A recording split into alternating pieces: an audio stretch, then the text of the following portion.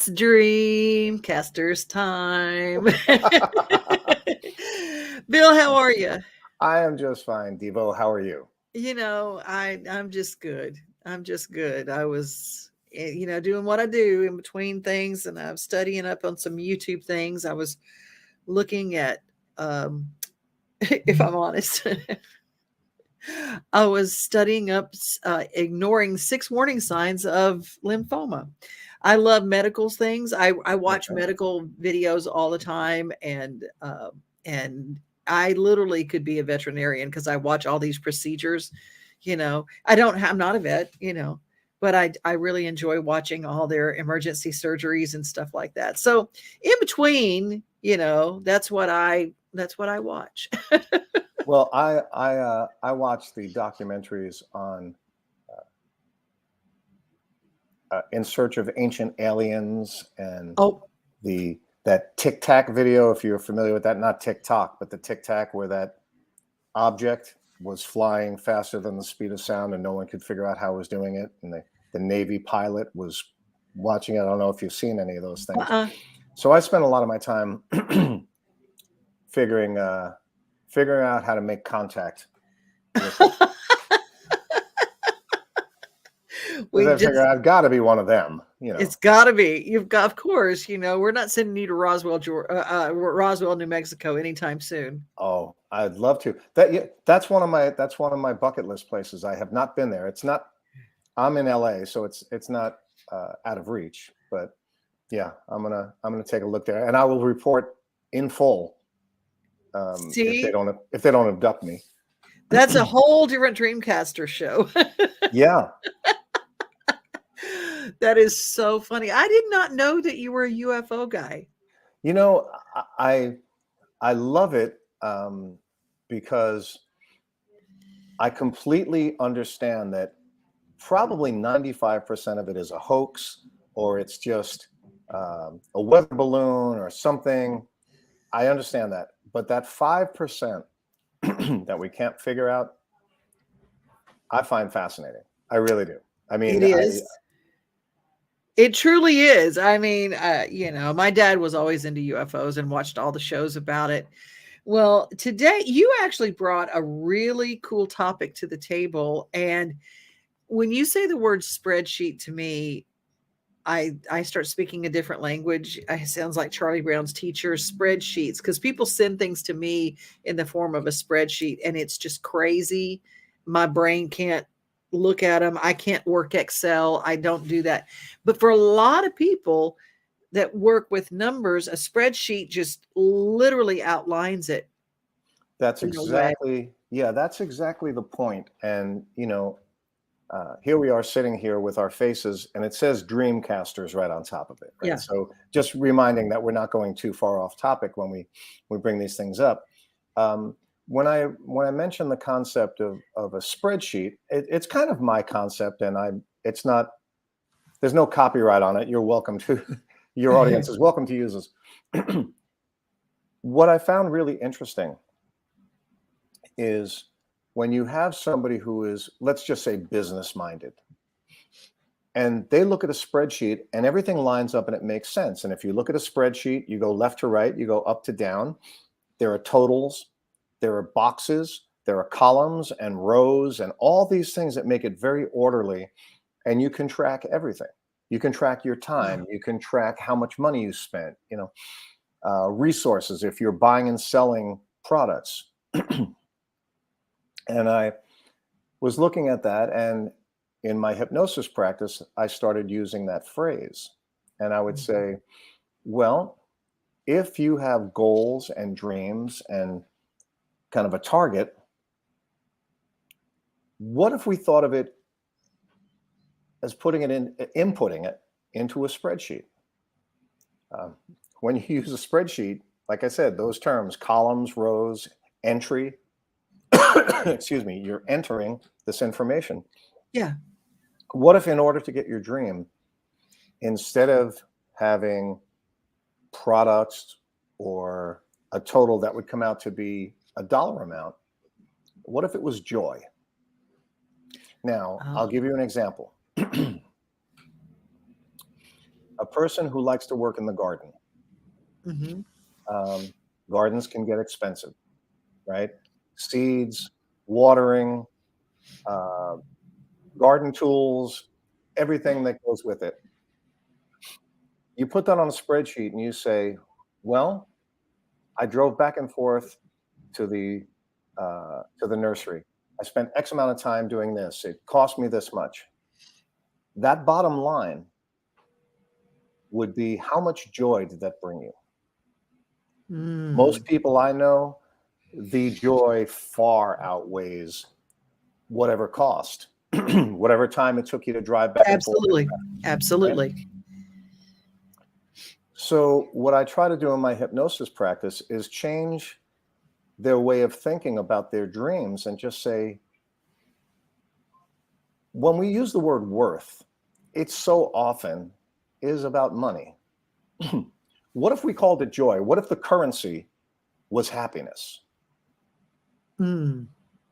Instead of putting out $10 bills, what if you said, this is a $10 increment, of my joy? Yeah. That garden is worth $20 million if you put it that way, right? Because it brings Right. you such joy. Now, whether it's the garden, whether it's you learning how to cook, whether it's learning how to drive, learning a second language, whatever the dream is, that goes all the way up to the bigger dreams that we've talked about. Our motto here is no dream is too small. So if you take the idea of the spreadsheet Uh-huh. and you said, in my day, I spend, I spend 3 hours watching television. Well, I'm not going to tell you not to, but what if you cut that in half and you spent an hour and a half watching television and the other hour and a half pursuing that dream, whatever it is, learning how to sing, getting in shape, learning how to use your computer. A spreadsheet for so many people works so well. Mm. What if you could input your dream sheet, so to speak? Your pick whatever language you want. I think it would make a lot of sense to people, and it has with some of my clients, because they said, "Wow, I'm kind of a." When we talk about it, pardon me for going on about this, but I have put some thought into it. But you're putting a visual to something that we keep in the esoteric world. That's right. That's the idea. Make it tangible, even though it's conceptual. There are two types of people. When we call somebody intellectual, we don't mean that they're smarter than the other person. What they mean is there's intellectual and emotional. And the intellectual person is very often the spreadsheet person. Mm-hmm. This has to balance it out. This has to go this way and this way. If it doesn't balance out, something's wrong. I can't go any further. Well, those are the people that need things in boxes, whereas the emotional person, I sometimes call it the scientist and the butterfly, right? The butterfly is, we're floating around and we do this. Maybe we'll land on that branch. Maybe we'll go over there. There's no way of telling where that butterfly is going. If we get the butterfly to look at that spreadsheet a little bit, it sometimes works. If we get the scientist guy to look at that spreadsheet and instead of putting in numbers and dollar amounts, put in what exactly is your joy worth? How much time would you put in each, what they sometimes call a line item budget? This line is dedicated specifically to this. You can't transfer it to the other line. How much time and energy would you put into your dream? And it has been very valuable to some of my clients because you had to force them into that way of thinking. Mm-hmm. So that's kind of where we go with that. So that was thank you for letting me take a couple of minutes to explain that, but Absolutely. it has worked well. Well, spreadsheet for our dreams it's important because for us butterflies, it really is nice to put it down there because it keeps us on track, because it's very easy to get very and I don't want to ADHD or whatever. It's very easy for us to lose focus and to go from one thing to the other, and we find joy in all of them. Right. But to finish one and to really get the full impact of that joy, sometimes requires the spreadsheet. Yeah. You know, You'd be amazed how, if you start to think in those terms, how you expand on it. okay. You My you make it version of that is I get a paper calendar. I go to the Dollar Tree and I get me a paper calendar and I fill up the squares. Okay, okay, there you go. That helped. This is my spreadsheet. I make it and I get all excited about my new calendar. And because putting it on here, great. I mean, if I have a little reminder there, but this is my second. yeah, My deal is I have to write it and I have to look at it and then I can see the week. If it doesn't make my paper calendar, I'm going to forget something. right. And so these are the kind of things when we talk about limitations and we talk about roadblocks and why do some people uh, achieve their dreams and other people don't? Well, if the paper system works for you, then do that. If the Yeah. phone works for you, do that. The conceptual part of it is always that thing where, we talk about the conscious mind, I do this, and the subconscious mind is kind of down here, and you got to get them to kind of link up, you know. Hmm. Um, there are people in a rational, uh, I'm going to say one dimensional state will say, no, of course, I know I have to do that. Of course, I know I have to make these changes.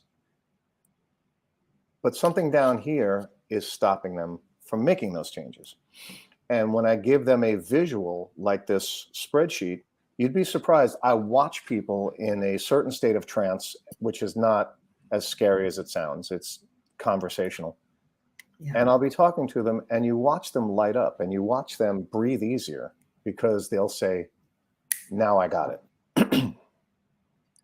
If instead of me having numbers that these values are items or dollars, if I put it as investment into my joy, and the bottom line is, wow, I really got a lot of joy out of this, well, then that's your spreadsheet is balanced.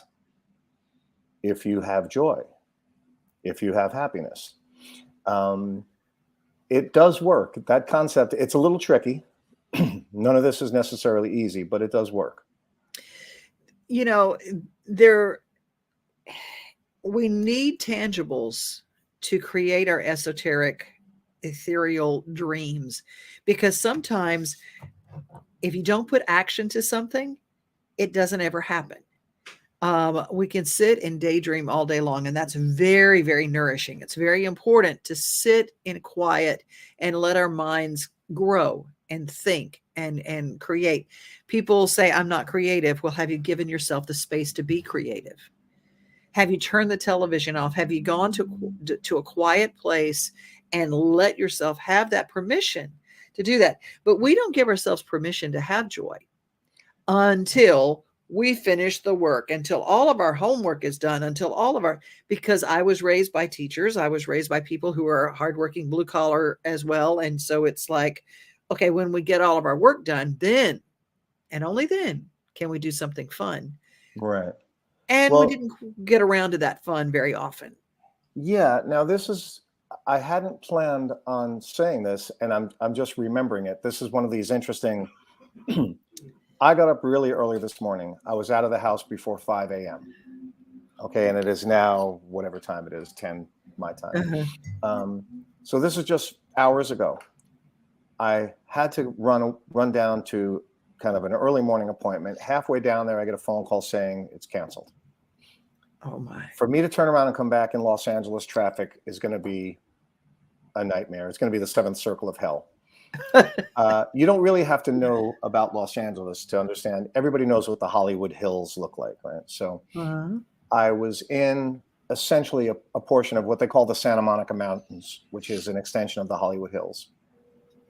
It's 5:15 in the morning. I drove up to the top. I got out. I was wearing flip-flops and shorts. I Uh-huh. got out. There was nobody around. I walked to the edge of like the mountain, and I kicked off my shoes and got myself grounded in the very literal sense. My feet were in the earth. I did a couple of very simple yoga poses because I only know a couple and I can only do a couple. And watched the sun come up over Los Angeles. Wow. Now, that didn't cost me anything.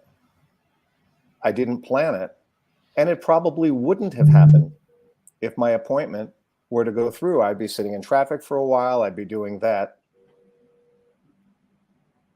What looked like was going to be a terrible time turned into, it was just majestic. It was beautiful. It was heartwarming. It was enlightening. It was all those words. And I looked at that and I said, why don't I do this more often? I let all those things get in my way. It had to happen because I was stuck in traffic and the appointment got canceled at the last minute. It almost forced me to do that. And when I went up there, I took advantage of it. I was present enough, I'm happy to say, well, wait a minute, this is a glorious moment. Let me kick my shoes off. I want my feet in the dirt. I did my tree pose where you put your hands up over your head and you stand on one foot, you know. And I thought, well, this is soaking up all the good stuff that we have. And it was a dream come true for a moment. It wasn't a lifelong dream. I didn't even know it was going to happen. And these are the kind of things that when they present themselves, you need to take advantage of it. We all need to take advantage of it. It doesn't have to be moving mountains. It doesn't have to be hitting the lottery. It was an absolutely extraordinary moment all by myself. It was for free. Anybody can do it. The sun rises and sets every day. All you have to do is walk out the back door and take a look at it. And it was a brilliant moment. And it was a good time to kind of reflect. It was a good time to grow. It was a good time to do all that stuff that we hear about. And we have a tendency to say, oh, yeah. I don't, I'm sure it's good for you, but I don't have the time to do that. Well, you should make the time to do that because that's what opens you up. And that's what makes you realize where your joy is. Now, here's that thing that oftentimes we are in a situation, somebody cancels on us. Our routine is different for a morning. We're thrown out. We're in traffic, driving before the sun comes up. I had to get up early. I was in my car in traffic instead of having my morning coffee at home and blah, blah, blah. There's the complainer spirit that can come out and take that down a road of, I cannot believe this happened. And it can take the day into a terrible direction. Or you can do what you just did and say, wait a minute, I'm never up at this time. What blessing is there in this? What would I have missed? In your joy column, all of a sudden you filled up your joy column. You're in the black in the joy column. You're in good. Yes, you're there. And I want this to be complaints. Complaints are the biggest destroyer of dreams in the world, because if they don't happen the way we think they should. I had an event and I was sitting next to someone who did not pay for their ticket. They were gifted a ticket. And I watched them pick apart the dinner that was set before them. Right. I can't believe this. This chicken is blah, blah, blah. And the vegetables and blah, blah, blah. It was all this stuff. And to me, I just looked at it and said, wow, what a beautiful plate. And somebody cooked and I didn't have to do it. And it was this moment, I was just looking at it and I go, wow, everything about this night is so special. Yeah. And I realized that I was sitting next to someone who was complaining their way out of joy. Right. And in this case, literally, they were served joy. Somebody prepared the meal and brought it to them, and it wasn't good enough. And those, in my estimation, and in my experience, those are the kind of people, what exactly would make them happy? Those are the people that if you hand them $100, they're wondering why you didn't give them $200. Amen. So those are the people that I feel sorry for them, and I want to help them. I would love the opportunity to say, I was stuck in traffic and thought I was having a bad day. And I'm not saying I'm beyond complaining. I complain. And then I went up to the top of the hill there, and boy, my anxiety and my complaints just evaporated. And for people like that person at the dinner, they're gonna have to work at getting rid of some of that negativity, because that's just a recipe for disaster. I mean, if you're going to complain about a free meal, you're probably going to find a complaint in most everything. Yeah, somebody asked me, they offered me a job critiquing people in town, because I live in a town where there are a lot of famous people. And they said, "You're such a funny writer, and we want you to make fun of what people are wearing." I said, "Oh, what, excuse me?" They said, "Well, we want you to write about people and what they're wearing and really take jabs at what they're wearing." And I said, "Well, why would I do that?" They said, "Oh, but we all need a critic. We all need a critic." And I said, "You know, I just don't like that." I said, "Because then I just don't I just don't see where that serves the world in a positive way, in any positive way, because I really don't care what somebody's wearing. If they're out to go to Walmart and they are wearing their pajama pants and their slides, I'm all for it. Wear Mhm. whatever. Do you, boo." So I don't really care what you're talking about. And I turned that job down. That wasn't part of my dream, because being a critic has never served me in the joy column. Yeah. And if you're having trouble finding the joy, maybe you could find something good about that bad meal. And I'm using air quotes. Right. Maybe you could say, "I have the absolute best company I've ever had." Because have you noticed that when you're with really good company, going to Sonic or going to places like that become as good as a five-star meal? Oh, without a doubt. You read my mind when you said that. When the company is right, when the vibe is right, because again, I'm big on vibe. When the Yeah. vibe is right, hot dogs and steak dinner is about the same. Amen. Amen. So now we're going to give ourselves permission to have joy. That's the first thing toward casting for your dream, is to what brings you joy. Do you even know?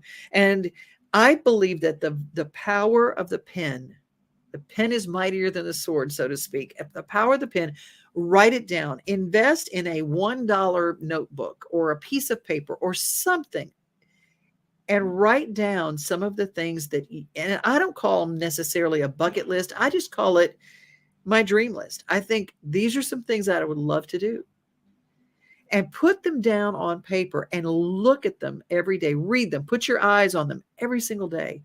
It's amazing how your body, your subconscious will start taking moves toward those goals, toward those dreams. You know, there's something, some people call them dream boards. Yeah, dream Um, boards, vision boards. Yeah. yeah, vision boards. Way before I ever heard that phrase, I was in community college in 1977, right? And in one of my classes, the professor said, "Okay, here's what I want you to do. Get a big, what do they call it? Oak tag, that big kind of Yeah. cardboard thing. Take that, and next week come in, and here is the lesson. Here is the homework. Don't buy a magazine. Don't buy a newspaper. Whatever's in your house, just cut out stuff and put it on this board and bring it in." Everybody did that. And then everybody analyzed what the other person had on that board.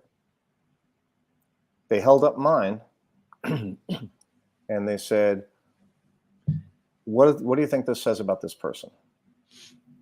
The one guy said, "Well, obviously he's a jock," right? Those are the words back then, right? Mhm. He's obviously like a sports guy, an athletic guy. And another girl said, "Well, he's a music guy." And then someone else said, "He probably lives at home."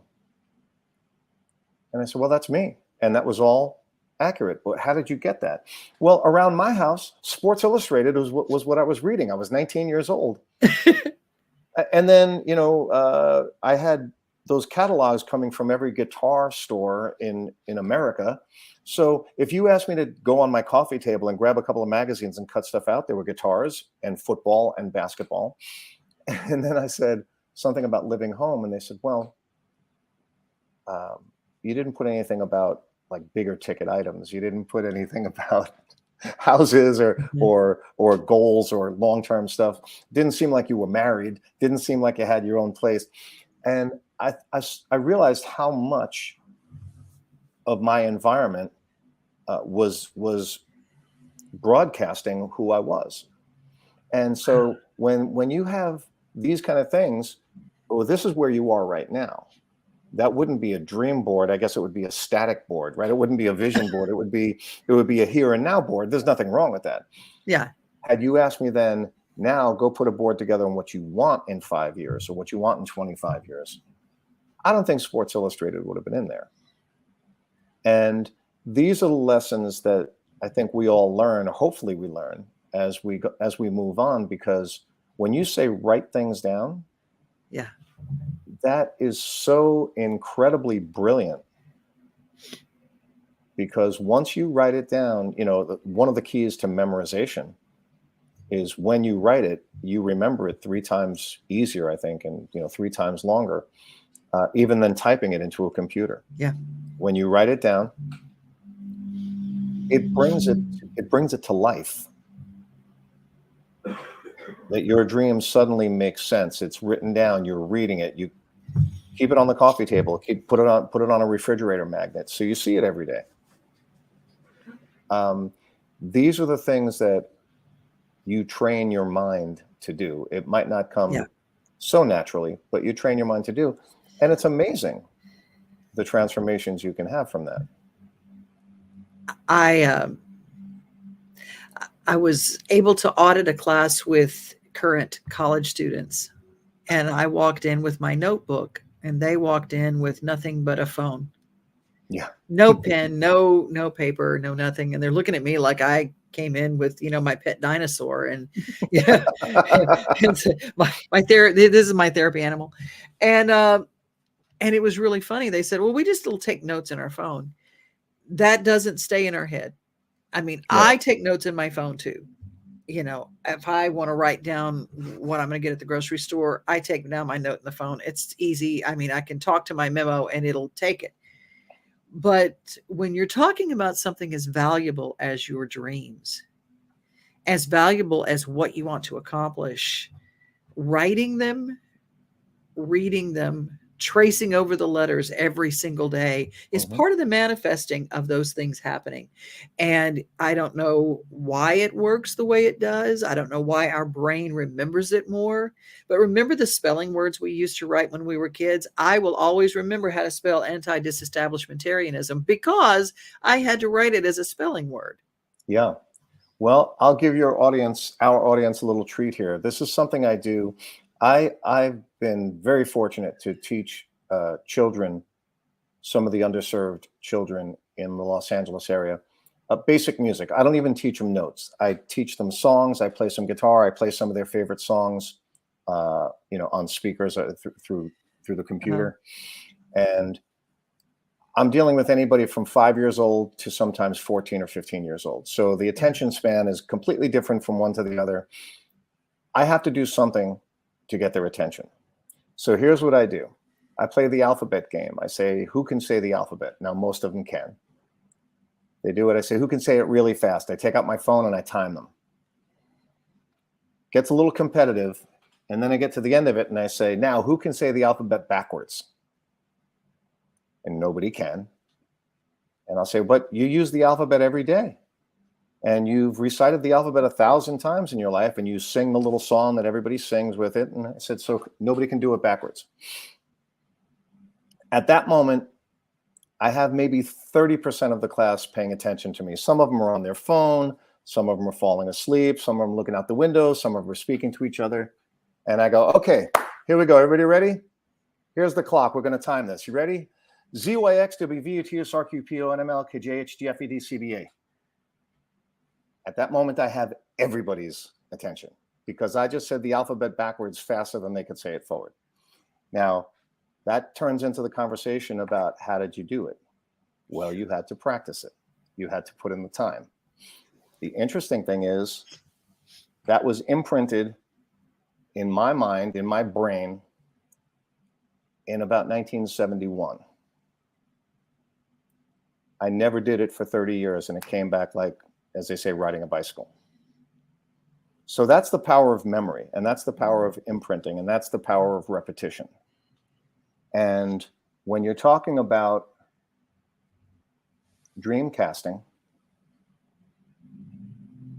what seems impossible right now is going to be easier and easier every time you put your mind to it.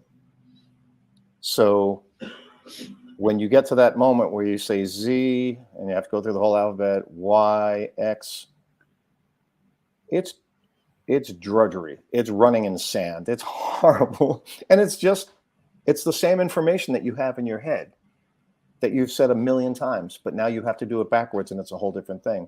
Wow. That's part of what we live with, because we do have a lot of information in our head that we could apply to our dream, whatever that is. Yeah. We just have to rearrange it. And then you get to that point where you go, and I'll do a little slower, just so you, Z, Y, X, W, V, A, T, S, R, Q, Q, N, M, L, Q, J, H, G, F, E, D, C, B, A. It's the same amount of letters that you have going the other way. Yeah. When you can rearrange it and imprint it, you're off and running. Wow. That's how we're going to do. That's how we're going to do with our dreams. So write it down, repeat it, repetition. Those are the ways that our dreams start to come into fruition. And know when you're in one, and don't be a complainer. Reframe it and take those early days and those cancellations, or when someone is late to meet you. Take a book, take a journal. If you can write one page of your book that you're writing while you're waiting for someone, it's never time wasted. Never time wasted. Exactly. Use that time for you. When you say the phrase, learn something inside out and backwards and forwards, that's what motivated me to use the backwards alphabet as a kind of a flag to fly. Because when you do that, you get noticed. If you stood up in a crowded room and said the alphabet forward, who cares? Nobody's going to pay attention to that. Yeah. You say it backwards, you have everybody's attention. It has been inspiring to some of my younger students, because I come in and they go, Mr. Bill, before we do anything, can you do the alphabet backwards again? So, you have their attention. I love it. It's more than a parlor trick. Again, that's why I'm saying it. It is the repetition. And when you learn something like that, you'll never let it go. That's right. And sometimes you don't even have to refer to that list that you've made to yourself to accomplish things on it. And you'll maybe find it years later, like I did. I made a list when I was 21 years old.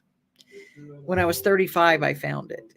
And it was before I'm 35, I will. Oh, okay.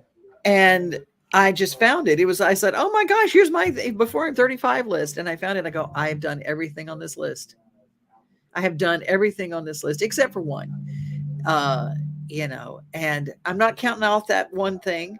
I didn't make it by 35. I'm not saying I won't ever do that thing, but it was obviously not the thing that really brought me joy, or I would have done it already. Right.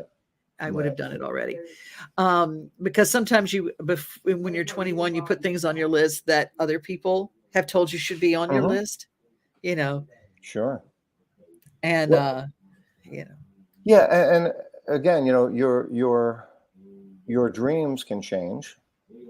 That's right. They can morph a little bit as you get older, and some things are a little less practical and some things are a little more meaningful. I will always, use the reference of a grandparent spending time with their grandchildren. Please, somebody tell me the dollar amount that will equal that. There is none. There isn't. There is none. So when you look at that and you say, well, no, that doesn't really cost you anything. That's a dream realized as soon as you knock on the door. Absolutely. And absolutely. So I'm always, I love the fact that we have such a wide range when we talk about this, because we have to say over and over again, dreams should not be based on hitting the lottery, uh, getting to the top of Mount Everest. There are other dreams that are very rewarding, and they're practical, and they're within reach, and they are sometimes just right around the corner, and we should take Well, advantage of that. you're exactly right. Well, if you want to talk to Bill on a one-on-one, you can get in touch with him, billcinque.com. And there is a link to his hypnotherapy that is there that is really incredible. And just if you have any questions about what we're doing, you can drop us a line through the website, and we'll cover it on another Dreamcasters. How about that? You'd love to hear from you. All right. Well, everybody, we're here every Tuesday in 12 o'clock, 12 noon, if you're Central Time, and of course 10 a.m. if you're Pacific Time. But till next time, we'll see you guys soon. Bye. Bye bye.